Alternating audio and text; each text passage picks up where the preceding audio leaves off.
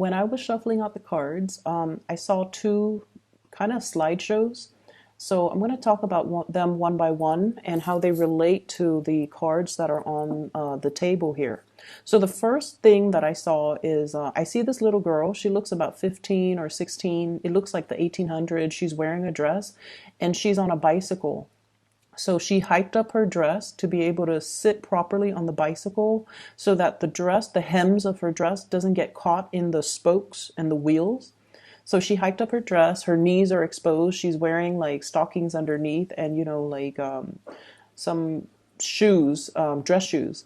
And she is just really happy with this new bicycle. So she's riding all over the village and she's going through a dirt road.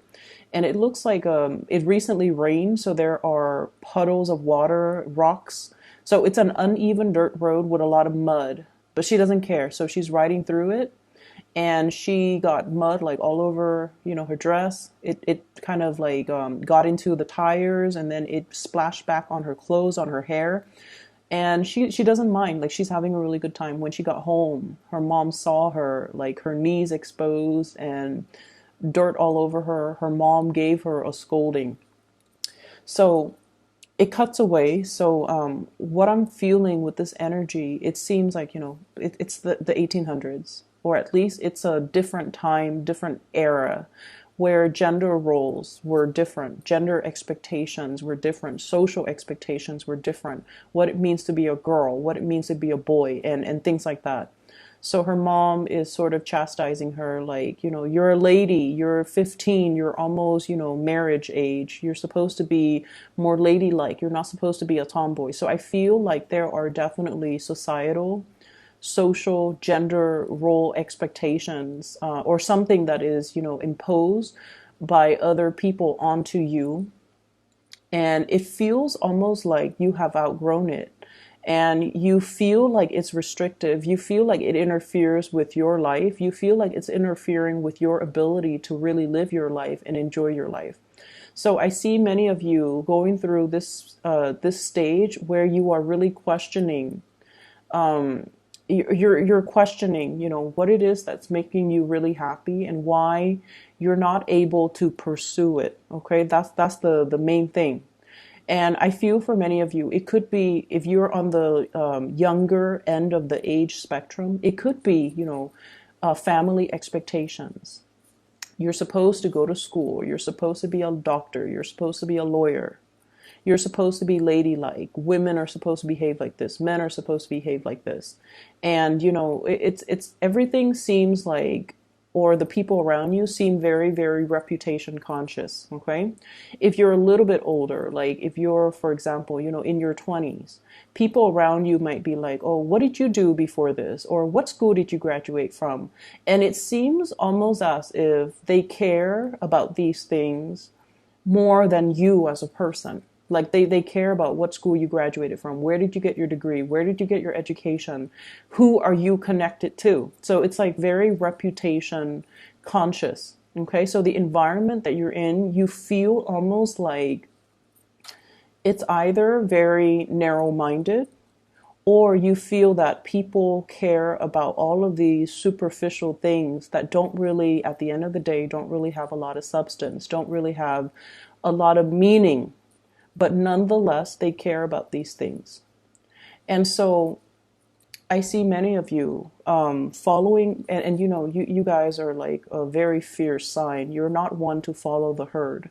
However, I also feel like you guys are also very, very family oriented. So I'm sensing like if you grow up in an environment where mom and dad wants groom you for a specific, life path, for a specific career, for a specific, Ivy League school even, you don't want to disappoint them. But it gets to the point where you feel like life is going one way and the bottom line is you're questioning, you're questioning these chain of events. You're questioning the choices that have led you to this very moment. And you're also questioning whether or not you're just kind of like, going with the tide or whether or not you are conscious or consciously making these decisions because they make you happy, or whether or not you are making these decisions or living a specific life path to appease other people, or it's because something that, it has always been done, tried and true. And so you kind of like took it as gospel and you didn't question it. So I see this major awakening, this major epiphany coming into the picture. Crossroads as well. Am I still happy with it? Is this all there is to life? Is this something that is meant for me? Or is this something that I just kind of found myself walking this path? But is there other, like, are there other things out there for me that can bring me more emotional fulfillment? Okay, so I see all of these question marks kind of popping up when I shuffle your cards. And I feel like the energy can be very, very liberating if you're looking to break out and go out into the world and make your mark on the world. And then on the other hand, I feel for others of you who are a little bit more status quo oriented. I also feel like some of you are a little bit scared of these changes that are coming through, things that are outside of your control, or things that you have always known to be true. All of a sudden, you're reassessing. Okay. First of all, the way this energy is coming out, this is a card that really drew my attention. Your ship's coming in, something that you have really, really, really waited for a very long time. I usually think of this as like a big opportunity, study abroad, going overseas to do some type of research work for some of you, because that did come through. So for example, you might be studying to be, a doctor, right? And you're like, oh, I'm just going to be an MD, just like a general practitioner. And then you take a course and then you're just like, you know what, maybe I want to do public health. Maybe I want to go to pandemic zones and study like cultures and do microbiology or do epidemiology and study the transmission of diseases. And maybe I need to go to more of a tropical area or go overseas to a place where access to medicine might be very, very scarce. So your family might tell you, family expectations here. You're going to be a doctor. You're going to be like, either a general practitioner, or you're going to be a surgeon, and you're going to work in these really posh, high-end, either private practice or in a very, very prestigious hospital. And your life is going to be all set. And you're just like, actually, I really want to get into this because I want to help people. And if I want to help people, I want to go to places where the needs are, impoverished neighborhood, underserved communities, especially going overseas to areas that don't have access to healthcare. So that's an example that I saw, so that I'm reiterating it, okay? And of course, all of you who are watching this are not in med school or not trying to be doctors, but that's a big example that I'm using. Mainly because I feel like you're being groomed for something and it's making you happy, but you're also questioning whether or not you can do something else that is more meaningful. So I see this conflict coming out. On the one hand, you are very, very happy. But on the other hand, you're almost operating from the Aquarius spectrum, where you're wondering, like, what is my contribution to humanity? At the end of the day, it's not so much about what I want, what's making me happy, but how can I share my gifts with the world? How can I make things better for other people? So you're going through a little bit of a soul searching. What's really, really making me happy? Can I really, really be happy when the rest of, humanity is really suffering? So I feel this major maturation process happening here with Leos. And I also feel like you're plugged in, okay, to this collective consciousness, where on the one hand, your life might be really happy and dandy.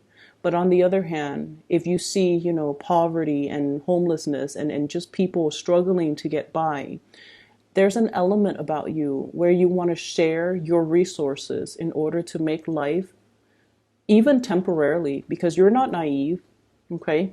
So share your resources, share your skills, share your knowledge to make things better for other people. Some of you are rethinking like a major career path, rethinking, and I definitely feel like something from like a private arena to more of a public servant. That's what I'm feeling. So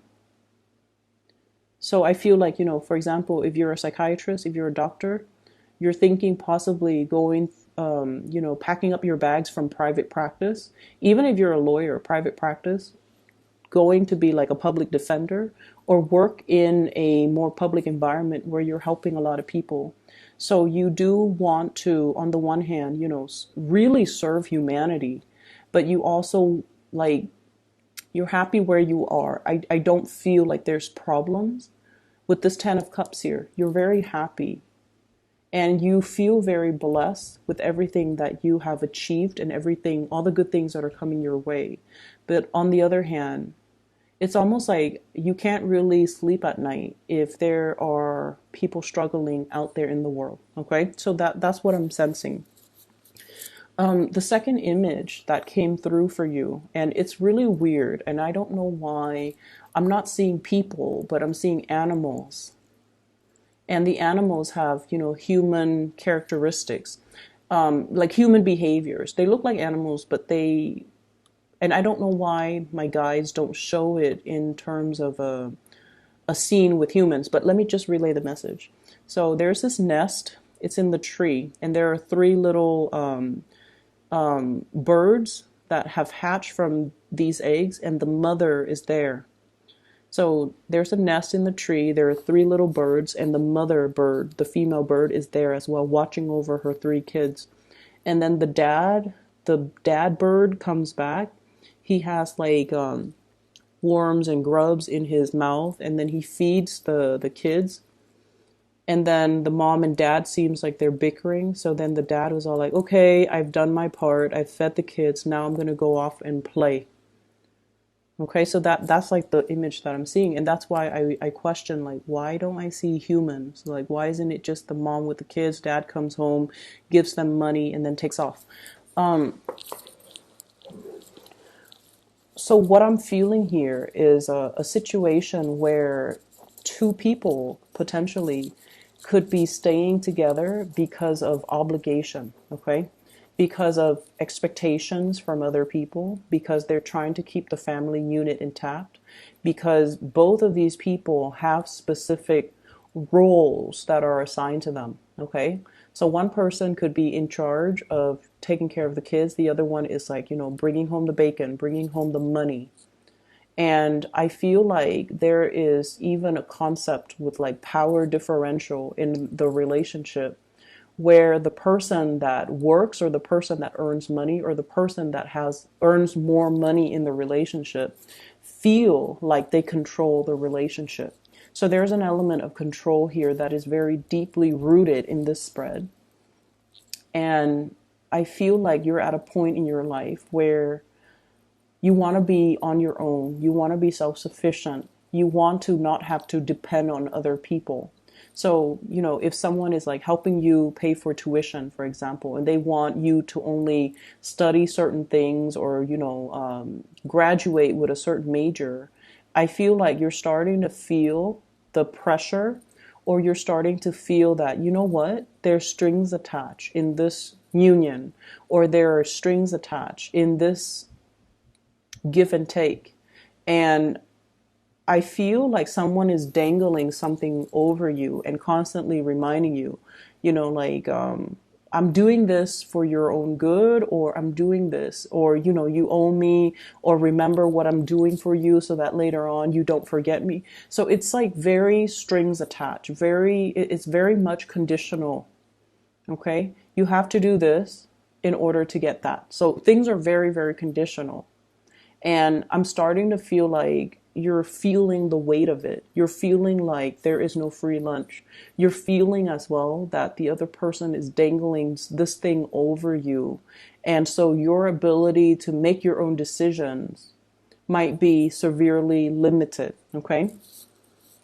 I'm sensing as well, in a work environment, there is some type of unfairness that's coming through. First of all, I have here the Eight of Pentacles, okay, working hard, keeping your nose to the grindstone in the reverse position with the Devil in the reverse position.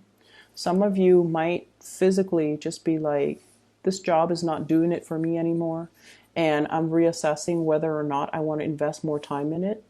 And then I also feel some imbalances in the work environment where the people that are not really doing their job, they're getting the promotions because they know somebody, because of their connections, or because of like just corruption is such a broad term, but I'm just going to use that. Favoritism, corruption, strings attached. You know, you do this for me and then I do this for you. Like I'll scratch your back and you scratch mine. So it's a very, very, from your end, Leos, it's a very unethical, toxic type of a situation. And I feel like many of you might have already left that situation waiting for new opportunities to come on the horizon for you. And you're prepared because you knew this wasn't working. And then I feel like for some of you, you might stay in a job because of the financial security. It pays the bills. And I feel almost like you've been wanting to leave for quite some time, but you know, you have family, you have people that are financially dependent on you, and it's making it harder and harder and harder. But I feel like this might be the breaking point where you start to realize your worth and you're starting to want out and seek new opportunities. Okay. And then going back to the birds, okay, the one that brings home the grubs and the worms. He's like, okay, I've done my part. Now I'm going to go off and play. So I definitely feel the weight of responsibilities, obligations, especially when it comes to child rearing, when it comes to family expectations, when it just comes to not being able to get your alone time. Okay. I see a lot of people crowded in an environment. Everything is just very, very crowded. A lot of activities, a lot of things are happening around you. And it seems like you want a moment of peace. You want some solitude. You have a lot of things that you need to get done. So for some of you, if you're working from home, there's like kids running around or, you know, family members dropping by unannounced and the doorbell's always ringing or text messages are constantly dinging or your phone's always going off, or there's like animals, pets, children, just a whole barrage of activities happening around you. And take yourself to the library, take yourself somewhere else where you can get your work done.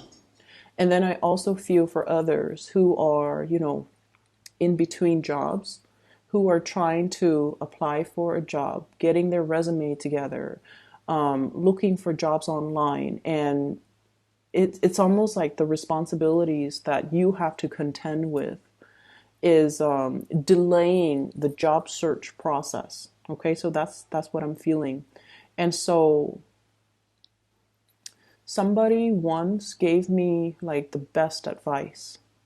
And it is like the best advice I've ever heard. One of the best that I've ever heard. And he's a father of a friend. And he mentioned to her when she was looking for work, treat the job search as a full-time job. You wake up at 7, you get ready. At 8, you sit at your computer, or 7 to 8, you eat your breakfast or whatever. And then at 8 to 5 p.m., you sit at your computer and you look for work. You apply for it one after the other. You take your lunch break at 12, and then you stop doing the job search at 5. And he goes, and then the next day you repeat. So you treat the whole job searching process as if it's a full-time job. And once you get yourself in a pattern, once you are responsible, once you are diligent, and I feel like, you know, that's when the serious jobs are going to be in the picture. Treat it like a full-time job. Okay? Be serious with it. And don't just bookmark it and let it sit. When something catches your fancy, apply for it right away. That way you can knock it down. And he also said, like, as well, create a quota for yourself. So for example, today I'm going to apply for 5 jobs. And then until you finish those, 5 jobs applications, that's when you call it a day. And then the next day, set a quota for yourself. But either way, we have to treat it like a full-time job. And so I see some of you, you're kind of like sitting at home, trying to do these job searches or trying to fix your resume or trying to apply for these job applications.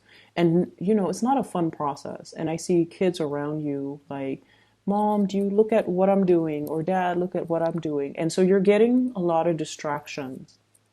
And so, block out some time, go to the library, go to a coffee shop with like internet, and try to take care of things from your end, and don't feel guilty that you kind of need to, be away from people. There's nothing wrong with that.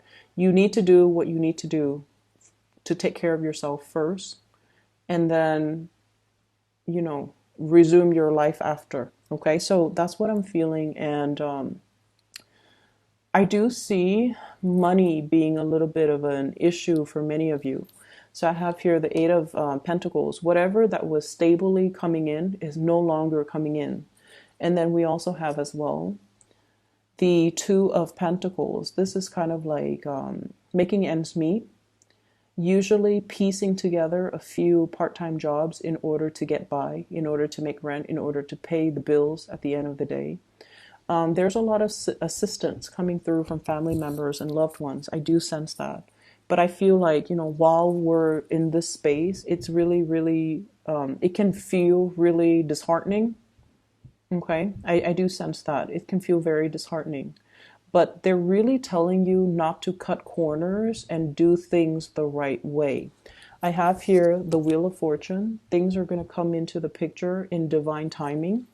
It's in the reverse right now. And so it requires a lot more discipline, a lot more diligence, and a lot more consistency from your end. We have as well the Seven of Swords, and this is strongly on top of the Wheel of Fortune. Do not cut corners. Do not take the easy way out. And you really have to commit yourself in order to create the new life or the new job, or to attract the things that you want that are actually going to be good for you. Okay? I'm going to leave it at that, Leo. So honestly, I tried to do a reading for you guys last night, and we have a lot of the repeat cards. Okay, I couldn't see any images last night, so I tried to do it again today. And when I shuffled it out, 4 of these cards were repeat. We have the Tower, the Wheel of Fortune, Seven of Swords, the Judgment card, as well as that. I think it was, no, it actually was the Seven of Pentacles that came out, waiting for a situation. But now you're no longer waiting. Your ship is coming in. And I just feel like, keep at it. Go on your journey. If you need a break away from people in order to get things done for yourself, don't feel bad, okay? This is more about breaking out of the norm, or breaking out of the mold, and finding yourself and finding whatever it is that really strikes your fancy, something that you want to do, even though other people have different expectations of you. So I feel like you're carving that path, or you're paving that path for yourself, so that you can be freed and unencumbered by other people's expectations. So I will leave it at that. I hope the reading is helpful for you guys, okay?